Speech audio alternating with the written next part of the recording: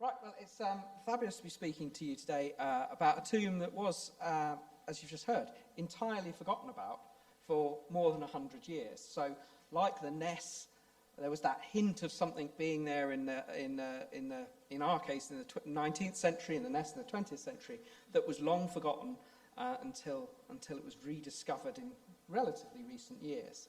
So our site, entirely unknown in the records until we started work there back a few years ago. So, I'm presenting this today on behalf of both Vicky and myself, who co-direct this project, but obviously, Vicky's not here today. So the story of this is a site that we discovered this site by excavating in the records. It was a site that, we didn't do field work to find this, we were digging in the paper record. Back in 2021, I was looking into treasure trove cases, historic treasure trove cases, and I came across a letter in the archives of NMS that talked about discovery in Orkney. So this caught my attention because it mentioned the discovery of a stone ball and a mace head, two things I'm very interested in, and it also mentioned that the finder was a James Walls Curator. Someone who, a local antiquary based in Kirkwall, who was very well known to me through my work on the Orkney Stone Tools project. He had a wonderful collection of material that ended up in the Huntarian. And finally, there was this little article attached to it from the Orkney Herald in that year that just mentioned what had been discovered, enough stonework taken away to build a house, and mentioned that it was could have been a destroyed monument of some kind, but we'd never know because it was so destroyed. Anyway, these things caught my attention. Started a little bit of desk-based research. The artefacts on the left were quite easily located in the Huntarian's collections. They weren't provenance to a tomb, but they were still provenance to Ham, the ball on the left, and the mace head on the right-hand side there. That's an old photograph of it, but it doesn't really do that object justice because there are crystal clusters of garnet in there. It's a beautiful stone, and this actual stone is only found at the point of Ness in Lewis or at Scourie on the adjacent mainland. So this rock has been imported to Orkney over a very long distance, and it's one of several mace heads of this type. One was found at the Ness a few years ago, and all the others have been found in that surrounding landscape. So a long-distance import to Orkney. So again, very interesting, and the opportunity of trying to find a context for one of these objects, really exciting possibility. And it just so happened at the time that a colleague, Chris G, up in Orkney, found some paperwork relating to James Walls Curator. And it was a collection of field notes, and amongst them was this little sketch of the discovery at Blomuir. And this again, that little sketch, you can just see the cell he drew, but it looks incredibly like the cell of a Maes Howe-type chamber tomb. So incredibly exciting, but the most important bit of information there was something not contained in the newspaper article, which was a precise location. It said 150 yards east of Blomuir. So we had a place to start looking. So back in 2022, we commissioned Orca to do a geophysical survey, and I'm not going to dwell on this. You can see loads of archaeology in that field. It's a really interesting landscape. I don't have time to talk about it. What's worth mentioning is that we did the geophysics centred on 150 yards east of Blomuir, the old farmhouse, and the very far right image, you can see that crosshair in the middle, is that centre point. And right at that point, there was a giant anomaly. You can see it very clearly in the geophysics, even with what seems to be a passage extending out to the east. Looked very much like our site was there, and on the ground you can see it's the most prominent hill in that field, and so you can just about see the contours on that top image. So we certainly had something interesting to go and investigate, and in fact we probably didn't need geophysics to say that, but it's useful anyway. Back in 2023, we did our first very tentative excavation on the site. We took a small team, half a dozen students from University of Central Lancashire, up for their field school, just to test whether we could find this monument, see how well preserved it was. When we started removing the topsoil, coming down onto the archaeology, it looked very much like we were digging in a Victorian quarry. We were actually very concerned that there was nothing left. But quite rapidly, we began to find bits of stonework. And you can see at the north end of this site, we excavated the cell that confirmed that this was the site that Curator had seen in 1896. And towards the south end, we investigated to see what other archaeology and the state of the preservation of the rest of that monument.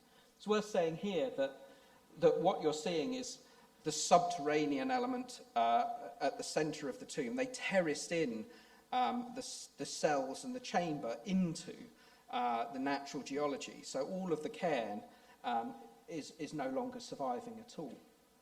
So at the end of the first season, we had a rough plan of the site, but it's very speculative. So you can see there the dark walling being what we actually saw, the light colour, the speculative plan. We were confident it was a Maes Howe-type tomb, so a really exciting addition to that corpus. But we were also struck very much by the scale of this monument.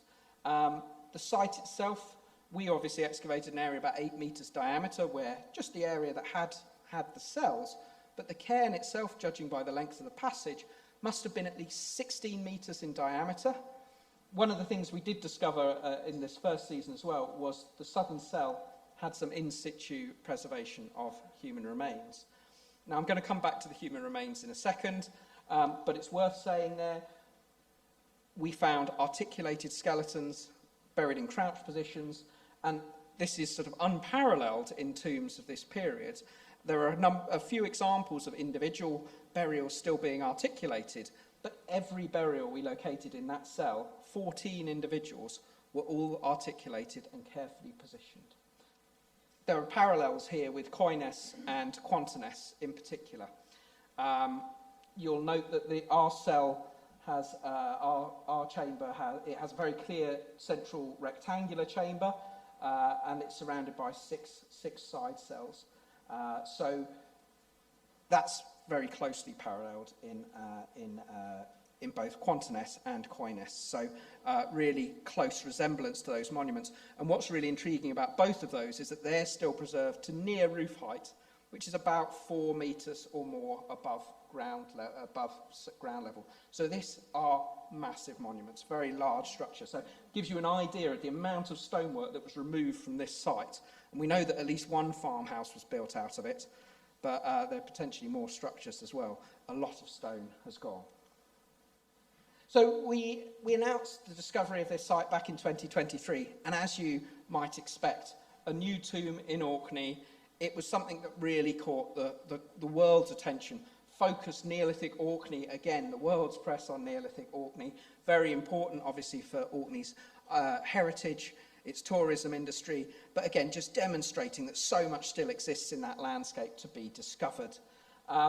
We had, obviously, the article Go Around the World translated. You can see there in Greek, Chinese, Vietnamese. It really went around the world. It was a wonderful story to watch grow and grow.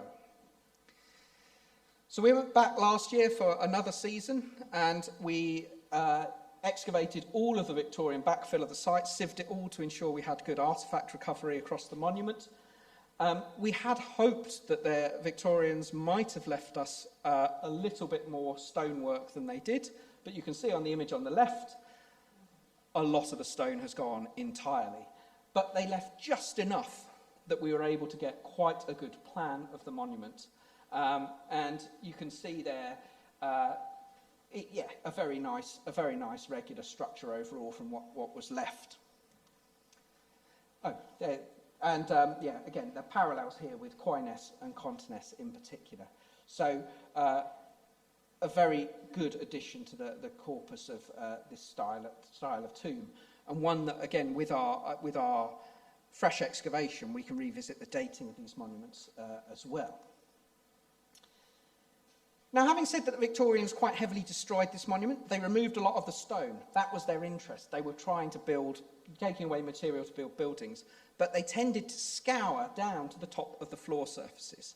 So we did get a little glimpses at in situ archaeology.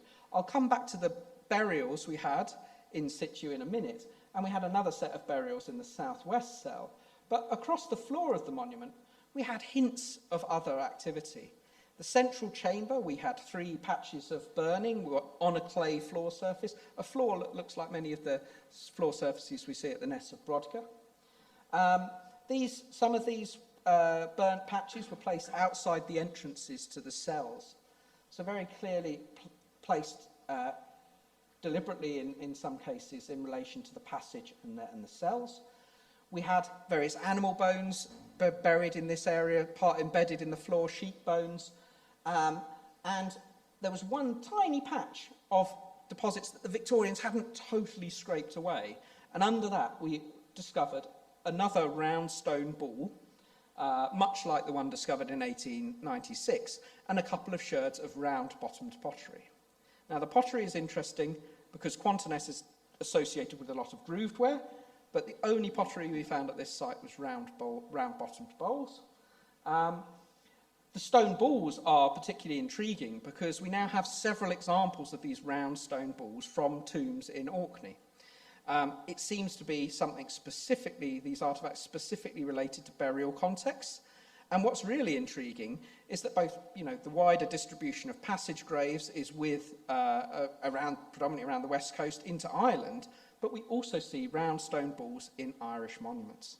So an intriguing connection in the material culture there as well. What the relationship of these round stone balls is to the later sort of knobbed carved stone balls that you see in Aberdeenshire, we're still yet to determine, but possibly part of a similar tradition. Now, we fully excavated the north cell that Kirster had seen back in 1896. We could see that various bits of stone walling had disappeared since the time he drew his little sketch. But what was quite intriguing was that we had some rock art within this cell. And I've marked that with red dots on that surface there.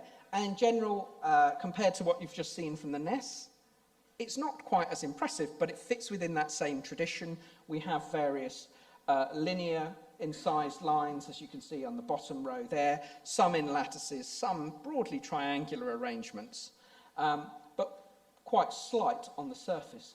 The most intriguing design is the one right in the middle of the image, and I've put an image of it there and highlighted the lattice pattern in red, because in that stone, the top surface was decorated. So that decoration occurred before the tomb was constructed. So this is really intriguing. We can actually see that mark making was happening while these monuments were being built and decorated stones were being incorporated in during construction. And this ties into pattern that Antonio Thomas observed in other Neolithic Orcadian sites, such as the Ness of Brodka, where decorated stones seem to be deliberately incorporated into structures. Now, the burials are definitely the single most important part of this story. We excavated an additional cell in 2024 with articulated burials. So we have 14 individuals from the southern cell, another 10 individuals from the southwest cell, and just a single bone, possibly maybe slightly disturbed deposit in the northwest cell. But all of those other cells have been disturbed by Victorian activity. But we clearly can put in the Victorian evidence. We know that Kirster saw 4 skeletons in the north cell, 4 skeletons hereabouts in that lower part of the site he saw. So we're probably looking around a minimum of 33 individuals. We've yet to fully analyse all of the human skeletal remains we recovered from the backfill of this monument. I expect that total is going to go up significantly, and we're going to have a very significant population of individuals from this monument. It's worth mentioning that actually amongst the burials in the south and southwest cells, we didn't have any grave goods at all. So while our stooled cairns in Orkney often have very rich deposits of pottery, scale knives, flint tools mixed amongst the human remains, here we had very few items in the cells. But we did have 2 animal teeth. We had a pig incisor and a cattle tooth in the southwest cell. And really intriguingly, associated one of the children buried in the southern cell, we had a collection of fish bones. So a really intriguing deposit in any context in the Neolithic, but particularly associated with one individual in this tomb. Now, to give you a little impression of how these burials went into the tomb, I've sort of got a little animation here of the sequence of burials we're seeing. We see individuals placed discreetly on the floor of this tomb, and then over a period of time, so you can see they're all in crouched positions. The preservation's quite good in this monument, or variable, I would say, but for Orkney, it's relatively good preservation. But some of the skeletons are very well preserved indeed, others less so, like the one on the right. But the skeletons, these seem to be potentially some of the early ones, and then we see over time skeletons placed discreetly across the floor, and then after a period of time, skeletons begin to be stacked up around the back and side of the tomb. And in the case of the two individuals on the left-hand side, almost directly mirroring the position of the lower skeleton on top. And the final burials in this cell were 3 young children. So we have men, women, children, all represented within this deposit.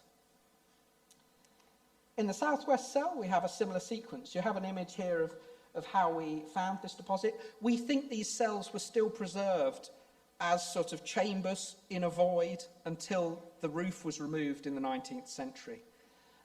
Directly over the burial deposits, we essentially just had Victorian rubble thrown in over them. So we took that rubble off, and then there was a layer of stone amounts of skeletons, and that very rapidly cleaned up to this cluster of individuals. And you can see here where that scale is. There should be a wall running across, and along the back edge, the wall is robbed to the final course of stone. So those Victorians who were removing the stone certainly knew they were encountering these individuals, but deliberately went round them and left them in situ, which is very convenient for us. But this cell, again, we have a series of individuals. We have a sort of teenager buried right in the middle of the cell in a crouched position, an older individual to the south. Either could be the first burial in this cell. And then we see, again, individuals discreetly placed over the floor, and then over a period of time, they begin to stack up upon one another. You can see a series of children located towards the western side of the chamber there, and the adults tend to be around the eastern side of that cell. So, an incredibly rich deposit. The very top skeleton appears to have been slightly disturbed by the Victorian stone quarriers, but from what we've seen, we suspect that was articulated as well. So, incredibly unusual deposits. Everything seems to be articulated and in situ. Neolithic tombs we tend to associate with disarticulated remains, bones that have both been moved around within that deposit, some bones taken away. In this context, we have material entirely remaining in situ. Now, we don't know why this is. We have 2 radiocarbon dates in on these individuals. We need to do a lot more radiocarbon dating beyond that, but this will be a starting point.